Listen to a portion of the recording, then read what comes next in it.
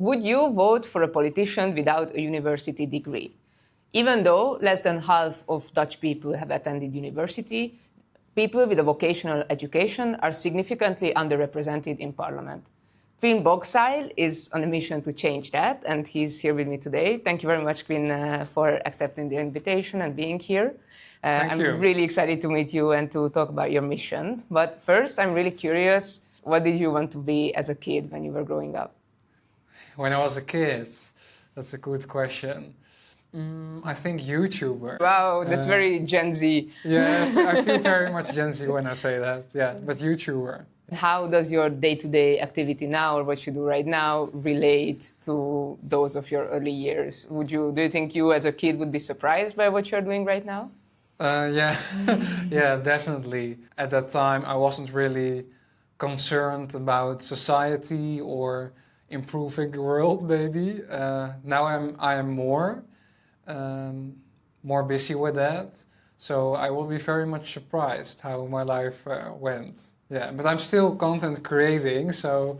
How did that change? How did you become more interested in society and social change?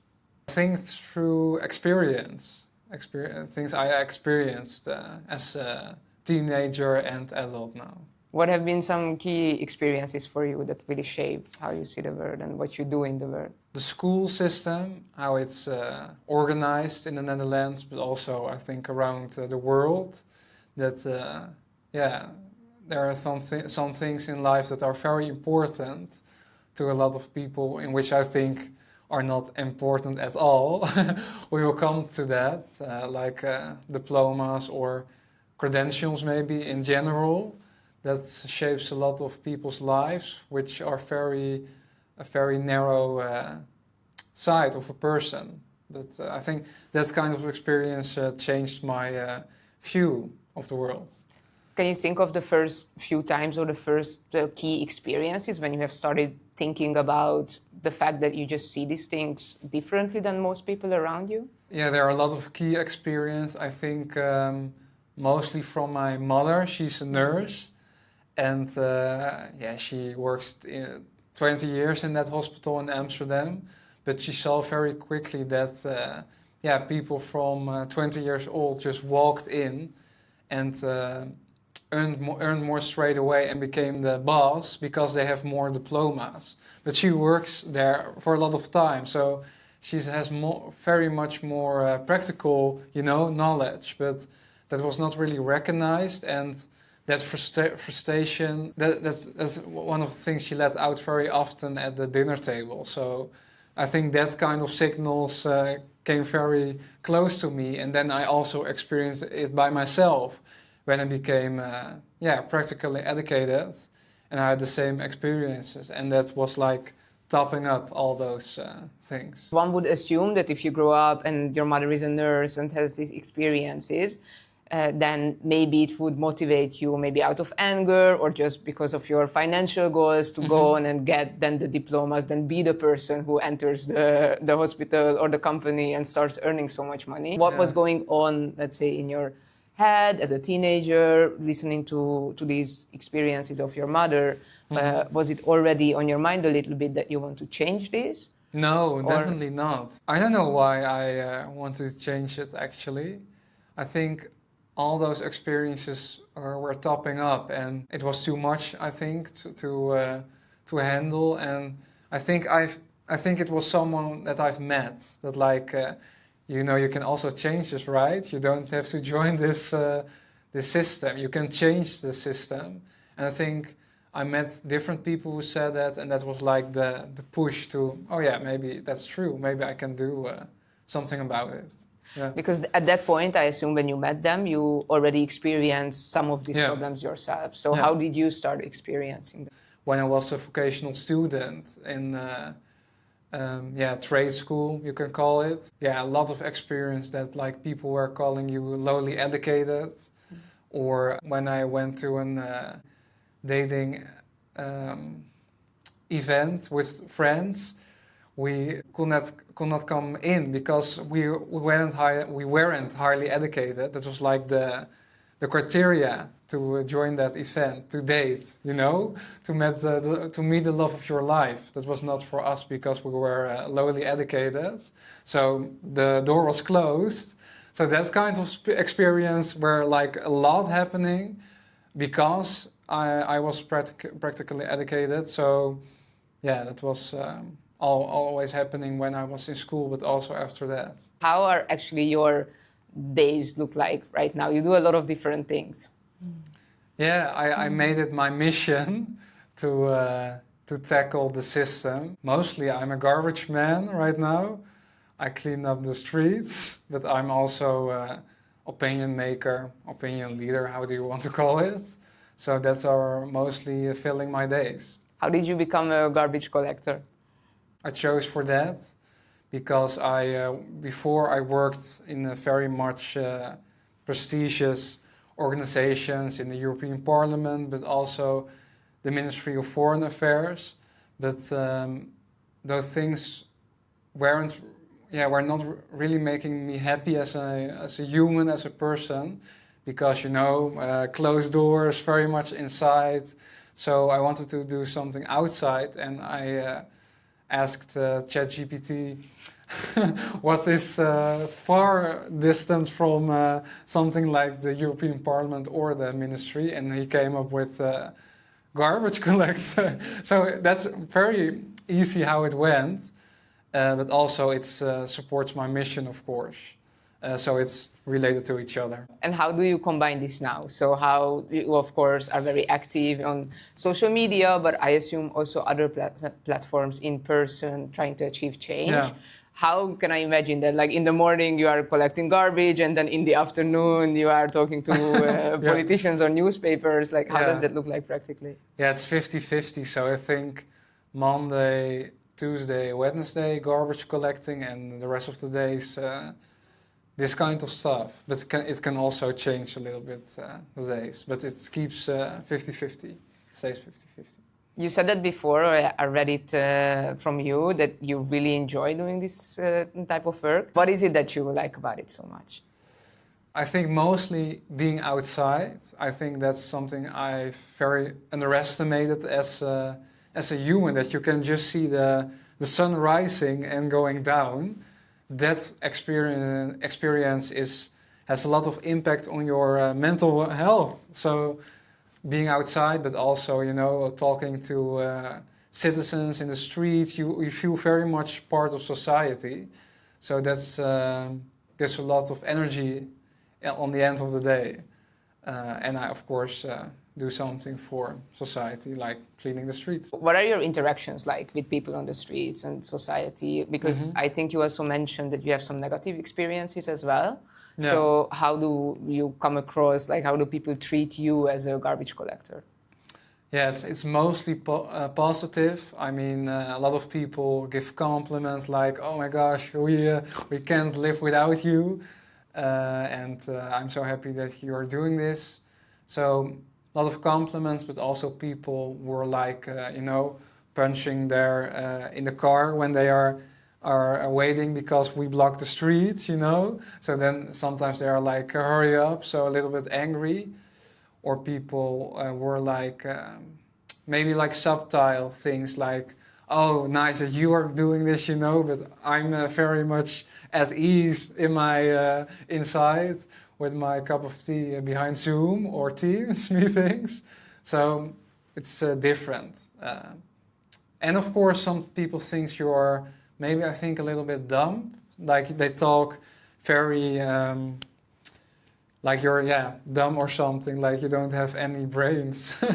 Like they only discuss easy topics with you? It's or more like how they communicate, like talking very loudly, like,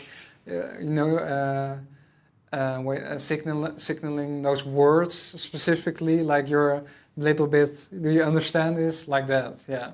Do you ever conflict them then? Like, do you push back a little bit? I just talk normally back, and then they are like, I don't know, very much surprised because, of course, I worked in the parliament and stuff, so I can talk very correctly. So they're like, oh, wow, what is this garbage man talking about? You know, what kind of words is he using? Is it common among your colleagues to be doing this job, let's say, by such a free choice? So you could have also chosen to pursue a career in politics or an office job. Do most of your colleagues also do this work because they enjoy it so much? No, they are. They have not very much money. They don't have any diplomas at all. So the most of the people at work are just doing it because they need to pay their bills and live their lives. So I'm one of the few who is doing this by choice. That's true. Were they surprised when you told them that previously you were working in the European Parliament, doing an internship there, or in the ministry, and now you are doing this because ChatGPT told you to? I think they don't really care that much about the background people have, because you just live by day, you know.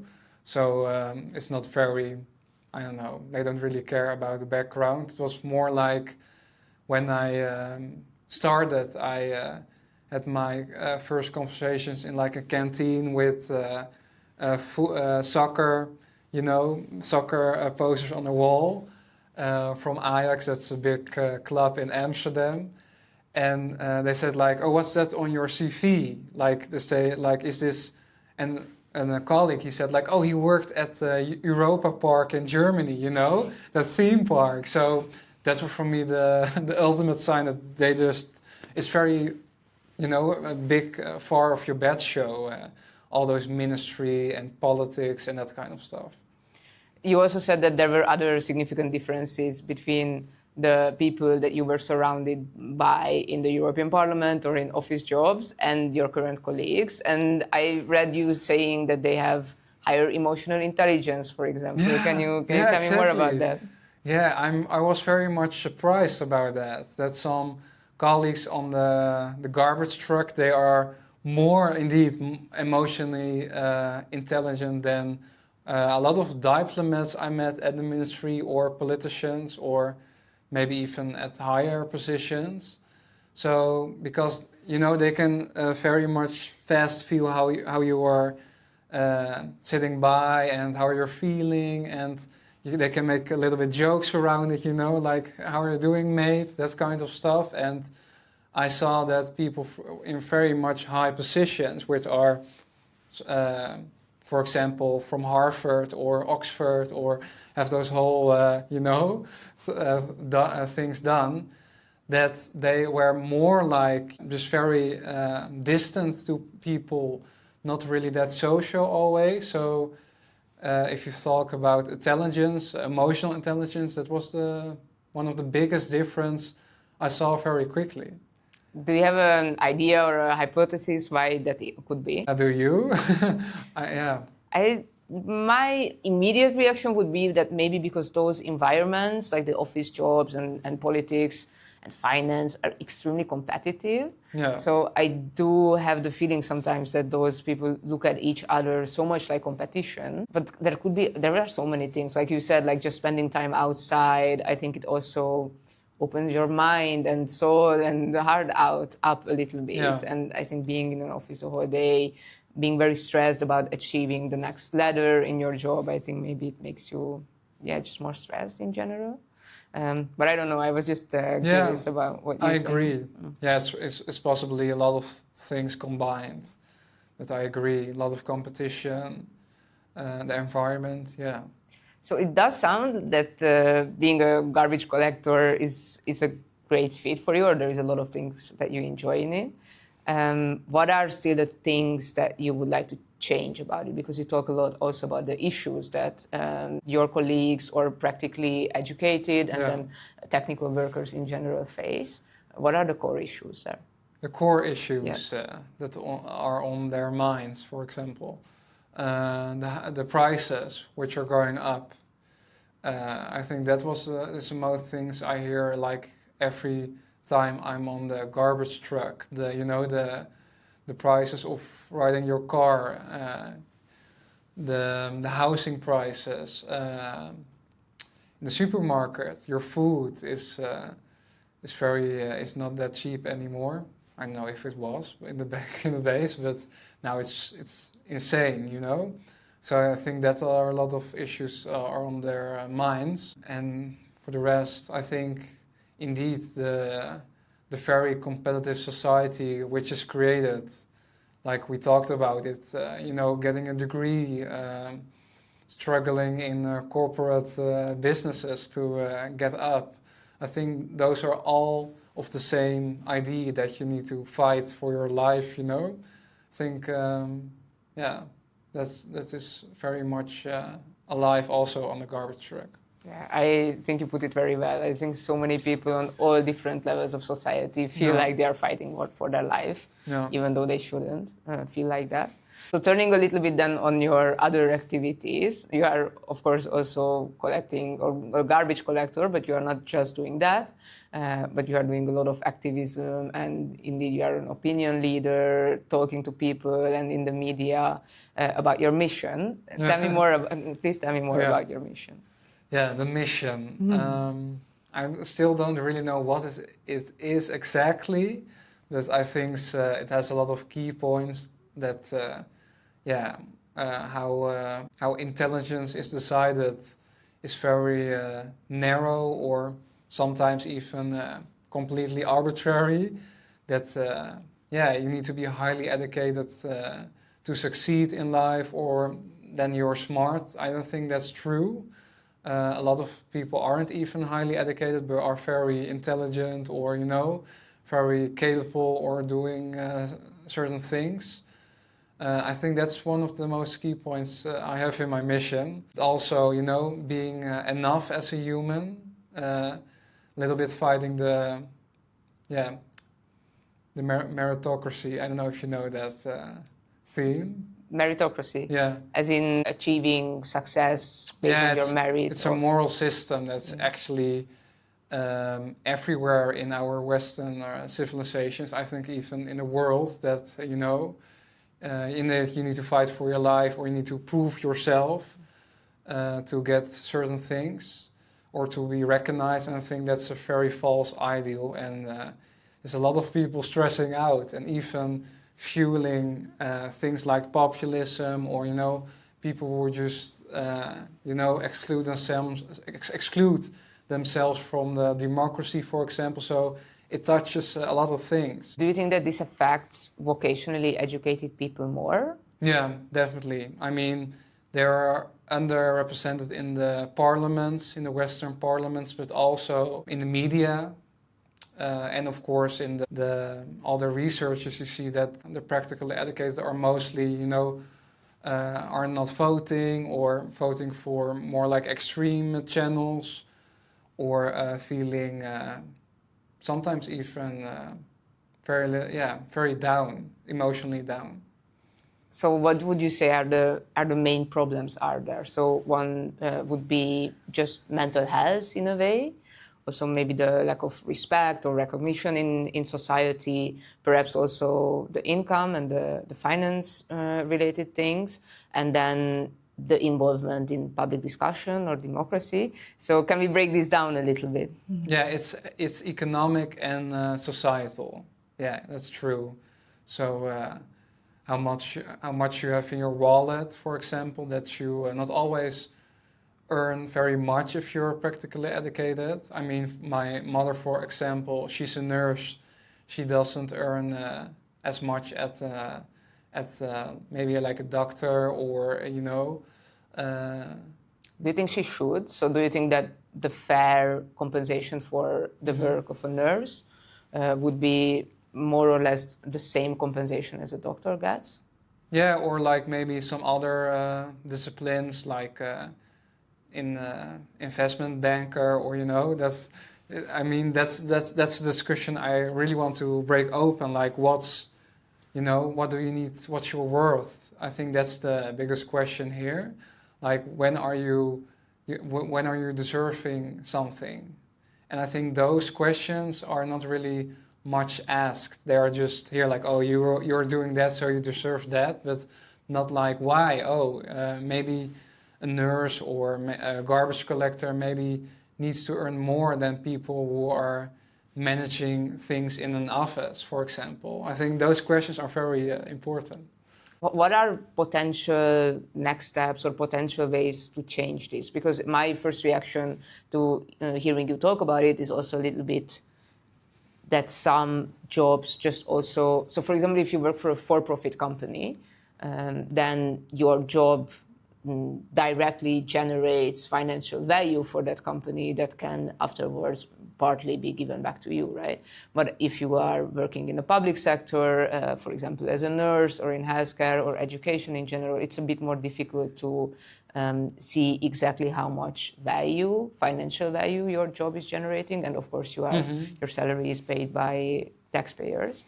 And I don't have a right answer to the question of how do we then value people's work, but how do you see that? Do you have anything in mind of how would you identify the worth of a person's work? Yeah, that's a very good question. Yeah, I'm also searching for that, for the truth there.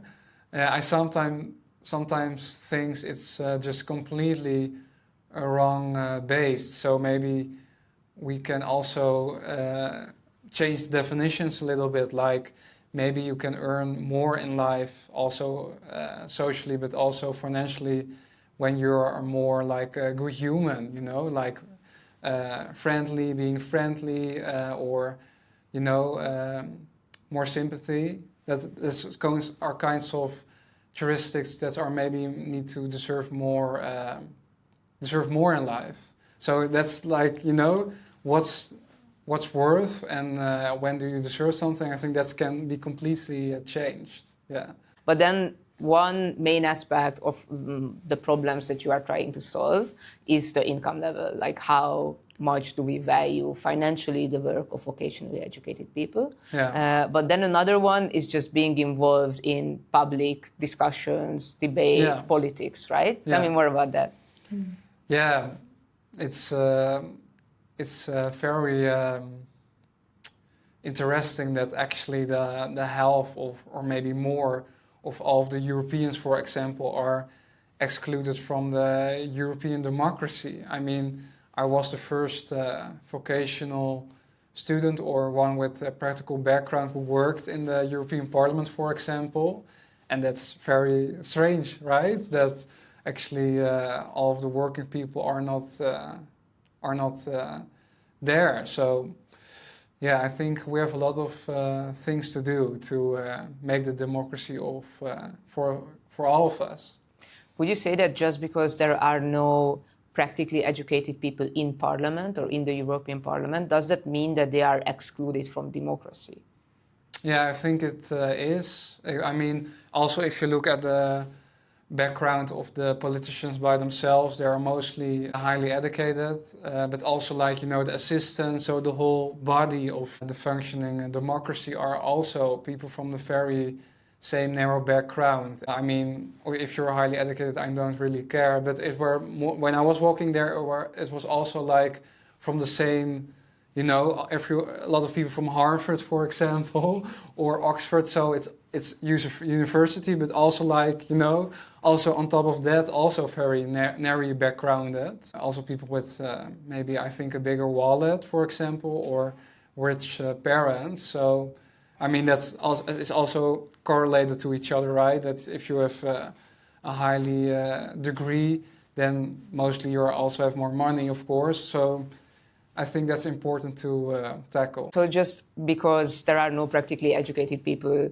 there in the parliament, one would still assume, based on the idea of democracy, is that someone from a highly educated background or even from a very small bubble, from Harvard, from a wealthy family, is able to represent the interests of practically educated people in the parliament, because they, like the politicians, should be aware of the issues that regular people are facing. It's their job to talk to them, to study them, and to represent them. But I'm surprised to hear that you still use the word excluded from democracy. So where is this going wrong? How come that they are not represented? Yeah, I think the idea was very long that I think in general that specific groups or individuals can represent other groups. Like for example, if you're a man, you can represent women. I think now we all know that's not true, right? I think a lot of people now know that finally, but also maybe if you're have a different skin color or maybe migration background or cultural maybe. And I think we are very much coming back from that idea that this is also happening or is a case for educational background, that people who are from university not always can represent people who are not. I mean, for example, being excluded at dating programs for highly educated, or having different communication styles, maybe more directly, less academic, for example. Or I know people who are excluded from cafes, restaurants, because they are specific targeting people with diplomas. Yeah, it's also with students and stuff. So all those experiences are, I think, on the background because of the underrepresentation. It's underrepresented. So I think it's an idea we are challenging now. It's a fascinating aspect for me, or a way of looking at it, like how, indeed, if you say, are men able to represent women, I would say, no, women need to be at the table. Yeah. So if you come from the same, if you say, use the same idea for representing practically educated people, then it does make a lot of sense to say that they need to be at the table. Yeah, and I also talked to a lot of scientists, and they actually made it even bigger. They, with some words, they actually said that like people as Trump, for example, or other far-right situations in Europe, that they are actually a reaction to that diploma democracy, or power with the academic people. That's actually one of the challenging things that are happening right now. That also the populism, and I mean all the voters for extreme right are mostly practically educated, so they are resisting something. So I think it's related to everything. And that's very interesting, yeah. Yeah, I wanted to ask you about that actually, because there is very clear research on practically educated people are more likely to vote on far-right parties than, for example, people with a university degree. Do you also see that around your colleagues, in discussions and conversations you are having about politics with practically educated people, and do you have an idea of why that is? I have no one answer, but indeed colleagues vote... they don't vote, or when they vote, it is more like the conservative socialists in the Netherlands, the SP, or indeed the PVV, so the far right, radical right. So the biggest answer is that they don't recognize themselves in the politicians we have on the center until center left side. Yeah. How do you think that the far right manages to attract people with vocational or practical education, and where is the conversation, let's say, or the involvement going wrong more from the left side? I also saw that you mentioned an example with your colleagues listening to the radio, the garbage truck, and then there were talk about the nitrogen crisis in the Netherlands, or climate change, or even equality, but they felt like this language and this whole conversation is not really for them or about them. So what do you think that the far right is doing the right way in talking to this group of people, and something that more the left could learn about this? Yeah, indeed, it's also a big communication issue, and I think that's also mostly because on the left, for example, a lot of people are highly educated, so they talk very academical. They talk in demographic sentences or words. So a lot of people don't understand those words. For example, on the garbage truck. So indeed, when on the radio we hear the debates in the campaign, and they were like climate ambitions from Paris, and people were like, we are in in a small town near Amsterdam, in Uithoorn, you know, Paris, we are not there. So that was very much the contrast I very quickly saw on the garbage truck. And if you hear the far right, for example, they're like, oh, the migrants need to go away. We need to shut down the borders. We need to stop. Those words are very harsh and very more related to work, for example, on a garbage truck, you know, like pushing garbage away, you know, stop the truck. So the words match more to the lives you have on the truck, for example. Yeah, it's very practical. It's very actionable. Direct. It's very clear what the action should be. No complex. It's not complicated or it's very black and white maybe also. And I know a lot of people on the left or maybe academic background are also stressing you need to mention everything. You know, you need to be. You need to have quality information, but that's for the communication not also very good, I think. And that sounds a bit like the different or maybe even a little bit contradicting part, because from one point you say that vocationally practically educated people are no less intelligent than highly educated people, and they are able to understand complex issues and to have in-depth conversations about politics. But in the meantime, you still feel like the language and the communication that political or people in politics use people cannot relate to that. Yeah. So do I understand correctly that you feel that we just, as a society, very much feel like intelligence is linked to a certain kind of vocabulary, to a certain kind of language, and we only deem people intelligent who can match that, and we only include those people in the public discussion, whereas people who don't use that kind of language and who maybe don't even understand that kind of language, it doesn't mean that they are not intelligent and that they don't understand or they wouldn't be able to understand the core issues behind the message. Yeah. You would just try to reach them better and to translate a little bit of that message to the language that they use. Yeah. Mm-hmm. That's more or less correct then. Okay. Yeah, that's very much a critical thing. That's very nice. Indeed, that's a contradiction.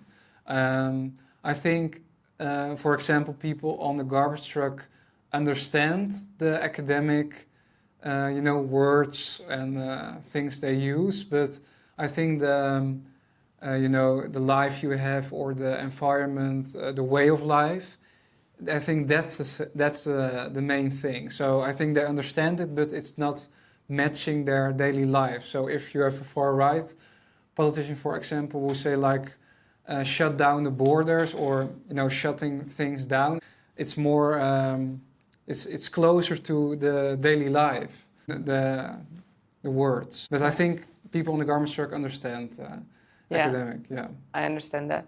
And then, for example, more on the left side, it's often a bit more about global problems, for example, like climate change, and not so much like local problems. What do you think, and maybe you don't need to answer this, but what do you think would be some ways for more left or central parties to attract and to start a discussion with practically educated or physical workers? What are some issues or some things in the lives of physical workers that politicians could try to relate to and could try to solve for them so that they, for example, vote for them or just become more interested in the party? I think it's very important that policymakers and politicians or diplomats work for a while on, for example, a garbage truck or as a nurse. I think those experience really reshapes how you talk about things or maybe how you prioritize even specific things. So I would also recommend to do that to a lot of people. I think those are, the key things that can make a change. Tell me more about this, please. Do you seriously suggest that every politician works for a continued amount of time, a physical job as well? Like, is it? Do you think this is actually feasible, and is it something that you think should happen? Yeah, I think it will make a very huge change to the world. I think this is also a question about maybe we can move to like a world where you can maybe also have like 50-50 jobs, also physical and also theoretical. I think that's another subject, but it can also, I think, solve political gaps. Because I also talk very different now, and I can imagine more what it's like to feel excluded now I'm a garbage man, for example. They were also saying to me like, can you talk Dutch? When I was talking Dutch, in the some colleagues said that. So I was also changing, and I am changing. Now I'm doing that work. So what are the exact changes that you expect if politicians would start doing practical jobs? What would change in society, in politics, in public discussion? What are the changes then? Yeah, what change would you expect then? So if from tomorrow we decide that every member of the Dutch House of Representatives have to spend 1 day each week doing physical work, for example, collecting garbage or caregiving or cleaning an office. Yeah. I think it will change political discourse completely. How? How they, I think, prioritize specific subjects, how they talk. I think it will change very much, and also give people like the credits or the ethos to do and say something. Because I also feel like that a lot of people feel like something is wrong, like, they represent something but they never worked a day in their life. That's an argument that's always coming back, like, those politicians never worked a day, or always did something in buildings like this and never on the street. So I think it will solve different areas. But it's an experiment. I don't know what's exactly going to happen. Yeah, of course, you don't need to know. Yeah. But I would be curious also in some exact things. So would they then talk differently or talk about different issues? So is there anything specific? Or maybe they would take inflation more seriously or the incomes? Yeah, of course, definitely. I mean, they will, if they earn the same and if you work 1 day, I think nothing will really change. Of course, if you worry about your wallet or how much money you have, politicians earn very much, so you need to come down a little bit on that too, on your salary, but it can help a little bit. I sometimes even slightly believe it will solve, the political divides that maybe, ideology or political groups or signature, that it can all maybe, resolve a little bit if people are have different jobs on the same time. I sometimes feel it's like, the culture wars now, it's also very identical, how do you identify yourself? Are you a nurse on the outside of on the countryside, So that's also very much cultural, so maybe we also need to try different things out. Yeah. Interesting. Have you talked to any politician about this? Yeah, but they don't see this as really much as a problem, I think. I talked 2 weeks ago to some politicians who have like this in their pockets as subjects, but they don't see really much how this is divider, so the educational divide, for example. So they are not joining you on the garbage truck next week yet? No, definitely not. They keep very warm in their office. Yeah. And why do you think that you are maybe not the first, but you are one of few practical workers who are very open about this and quite loudly advocating for change? So if so many people feel excluded from democracy, from politics, from public discussion in general, how come that there are not more and more and more people pushing for change like you do? I don't know the answer either. I talked to a scientist back in the day, and he also said like, well, it's very surprising that, there can be a whole party only on this issue, you know, the party of the vocational trained people. So of course the labor parties are used to do that, but they are more academic now. So yeah, I think those people are ruthless in a political sense. So that's very interesting indeed, why it's not on the agenda. It also has to do with the representation, yeah. Maybe also what we talked about, like how the far right can actually attract many of these people. So perhaps they feel a little bit that they are represented there. Yeah, they're jumping in that.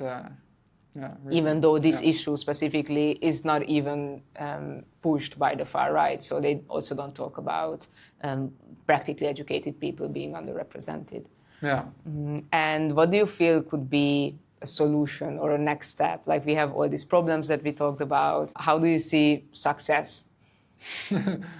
Success in the broader sense or specific on this? More on the short term. So what do you think would be next steps that are leading to potential solutions? So one practical thing could be what you mentioned. Every politician needs to do practical work as well.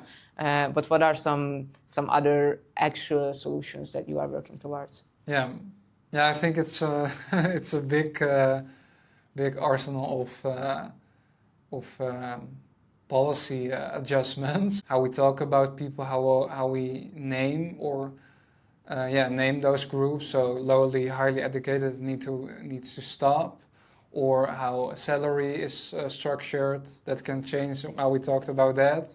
That if you deliver more to society, you also need to earn more. Also the representation of the politicians that they need to know how this to work on practical jobs, but also that practical people need to be represented on a party list, for example, or other political arenas. So it's a lot of different disciplines. I even think you need to touch on this because it's not one solution. How is the situation right now with practical people in the parliament? I read either 3 or 9? Yeah, 3. 3. Yeah, it's now 3 out of 150 or, yeah. Do you think there would be more people with the or political... 170, I know, sorry. 150, yeah. Yeah, okay. 150, and I think, and then 3 of them are vocationally educated, while everyone else has a higher degree from higher education. But you do think then that a lot of practically educated people would have political ambitions? No, they don't have this, but that's also because of the system, I guess, how things are organized, that on university you're learning more to debate, or, you know, pushing it at home from your parents, that you read a newspaper, for example. All those things are creating a system where people who are practically educated are not political interested. So the system is broke in that sense. So at the moment, on the garbage truck, people don't want to be in politics. So that's true. Yeah. I'm still, even though we talked about this at the beginning, but I'm still curious about what made you so interested in politics. What made you go do an internship in the Ministry of Foreign Affairs or in the European Parliament? I'm trying to understand how, even though a system is a little bit designed to keep people like you out of politics, how did you get in? Yeah, I was asked, I think. They were already looking for, you know, the first vocational or practical person in the parliament, for example. So, and I was also issuing in the debate around this. So they saw my name and like, oh, you can do this maybe for us. So I was asked. Otherwise, I wouldn't be there. Yeah. Okay, but if someone asks you, that does mean or show that this is a little bit a topic of conversation. Yeah, a little bit in certain groups. Yeah, but there are individuals, I think, who are doing or having this high on the agenda. Yeah, but it's like a handful of people. Yeah. What about unions? I was thinking, when I was thinking about this topic in general, that unions, at least in the US, but I think also in Europe, at least a little bit, used to represent practical workers in politics Yeah. as well. They held quite a lot of power. They were able to negotiate on core issues. Is that still the case? No, no, definitely not. And of course, this is also an answer about everything that's happening right now, that people don't recognize themselves. So that's also very interesting that indeed they were using to do that, or used to do that, representing labor or hardworking people. Yeah. So that's very interesting how that shifted to like now. I think a lot of rich people are representing labor people on the right side. So it's very interesting. I think that indeed has also to do with the over-representation of academic people on also in unions.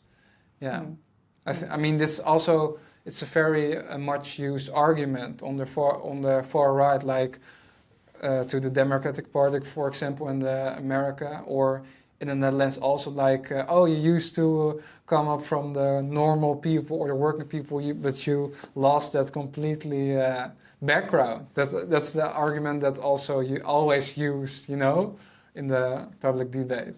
And that probably also resonates with working people, right? Yeah, because it's actually a little bit true. It is true. Yeah. Do you have any clear call to action to politicians how to act on your message? Yeah, we also said it, right? Do the hard job. Yeah, fair enough. We did mention climate change quite a few times. Yeah. And it's something that I'm personally passionate about or very interested in, sustainability. Yeah. I'm in a bubble. Like I studied sustainability, I studied a master's in sustainability. Almost all of my friends are very much like me. Highly educated, middle-class people, usually sustainability nerds a little bit.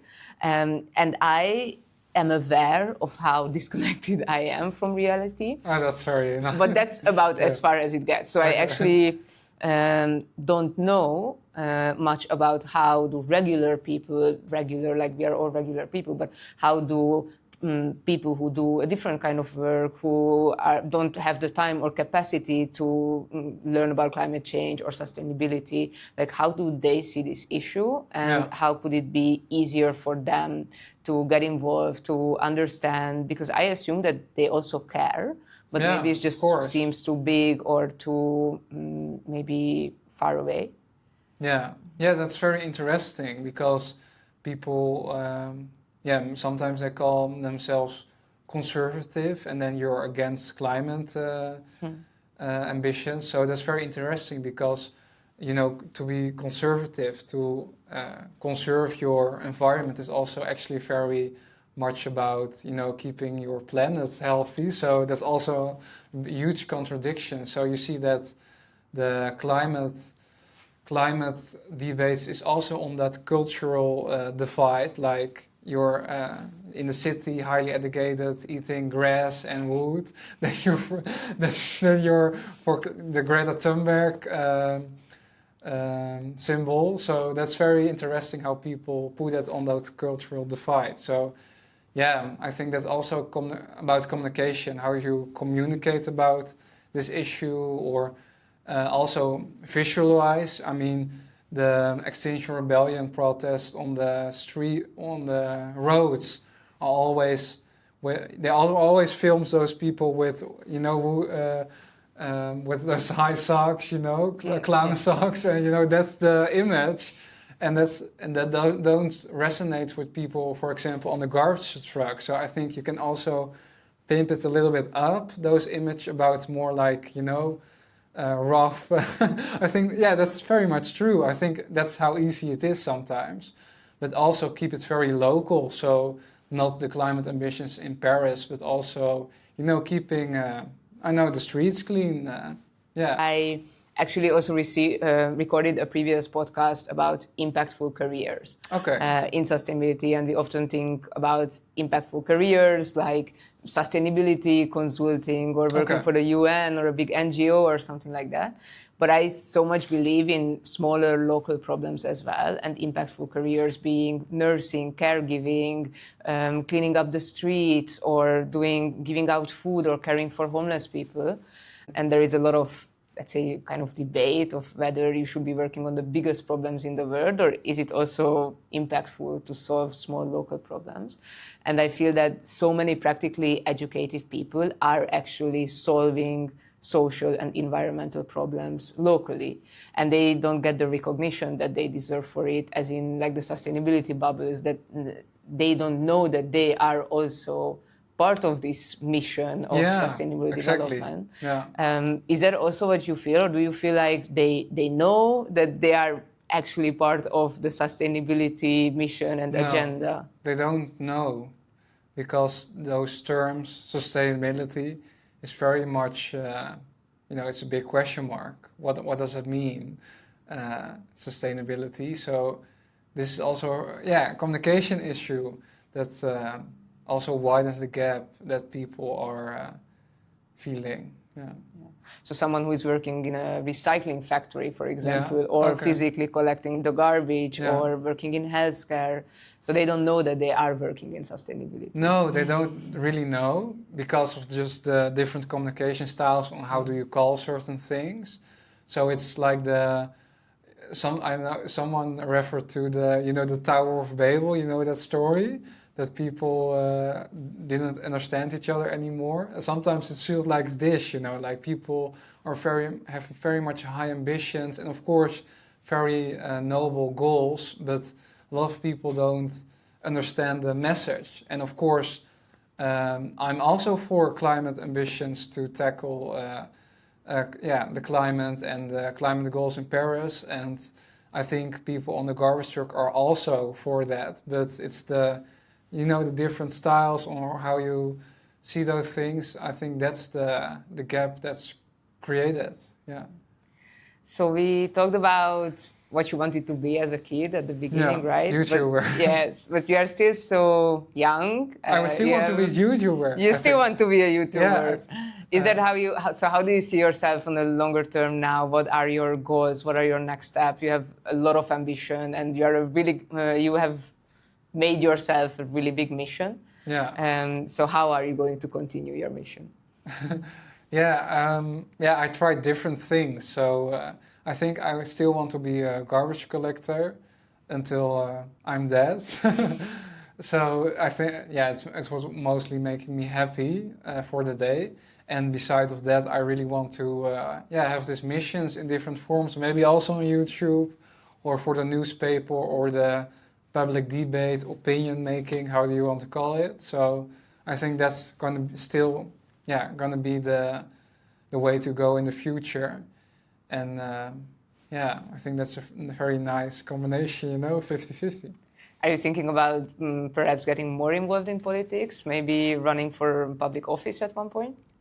Yeah, somebody asked me to do that also for the maybe next national, elections in the Netherlands. But I don't really know if that's gonna make me happy, to be honest. I see that I can also change a lot on the sideline, so that's very interesting, with social media and stuff, that you can shift a lot of things to give only your opinion. So it's not really necessary, I guess. But I will say never, of course, but I don't think it's necessary. Yeah. Do you actually feel that you can kind of achieve your mission or achieve real change through just social media or influencing? Definitely. Yeah, definitely. Can you mention an example or a way of how you are? Yeah, when I had my interviews in the national newspapers, for example, I saw a lot of people being inspired or giving messages to me like, oh, whoa, I'm a doctor, for example, or advocate, and now I want to be do something like you.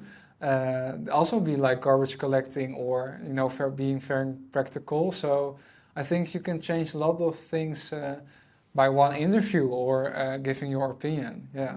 This is another thing I wanted to ask you about. Like, what can just regular people do? For example, like myself or anyone else. More in their own highly educated bubbles. How do you think that we can close this gap between different social groups? Should we then also just do some physical work ourselves, or what are some things that we can actually do? Yeah, stepping out of your bubble. I think that's the the key point, to do something totally different for a while, also out of the academic bubble. And yeah, I think that can give a lot of insights. It's quite difficult, don't know, stepping out of your bubble. Like the same way I think that someone who is practically educated and more surrounded by physical workers, I think the same way that it could be maybe a little bit intimidating for them to enter a community of university degree people. I think it does work a little bit also the other way around, where people feel like maybe it's hard for me to find the voice. So maybe there should be more platforms or just ways for people to meet each other and to talk to each other. Of course, that's true. Yeah, we have a lot of people are dividing through school or work, a lot of social bubbles. So we need to break those bubbles down. But indeed, I think a lot of leaders also need to give those examples. You know, I think if I know ministers or prime ministers or people in high positions, CEOs, if they start, I don't know, do something very practical, I think it will set the tone, you know, for a lot of, oh, whoa, what's going on here? I can do that too, yeah. Yeah. So your message resonates, luckily, with highly educated people. You get a lot of recognition, I think, and attention from the media. But I know it also resonates a lot with practically educated people who feel heard and who feel like you are talking about their experiences. And that must feel great, I assume. Would you have expected this before, or how does it feel that you are representing such a large group of people and then they are thankful for that?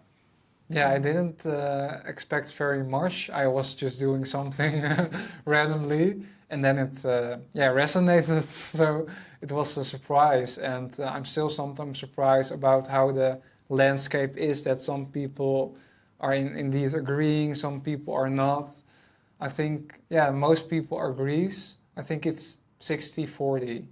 So 40% is very much integrated in those systems. They are part of the system, so they are the system, you know. So they are the ones which are, or for them, they are diplomas very important because that shapes their life. So I think those people are very much, you know, against this message because I'm challenging their entire identity sometimes. So, but I think a lot of people are feeling like, we need to change this, Yeah, I'm signing up for that, so I'm gonna join the need to change resistance. side. Join the resistance. Thank you very much for being here. And thank you. Yeah. I think our call to action then is to get out of your bubbles and to do something completely different for some time than what you are usually doing. Talk to the people who do that different thing and try to be in their shoes a little bit and close the gap between different social circles. Thank you for watching or listening to the podcast, and please support by subscribing or liking. And thank you so much again, Quin, for being here, and good luck with your mission. Thank you. Thank you for the invite. I never knew exactly why podcasters asked me to subscribe. It turns out it's all about the algorithm. Subscriptions, comments, and likes help this channel get noticed by new people. Reaching more people can build an audience, which makes a podcast financially sustainable. That means I can spend more of my time improving this show, and I have many ideas on how to do so. Please help me get there by clicking subscribe. Thank you very much.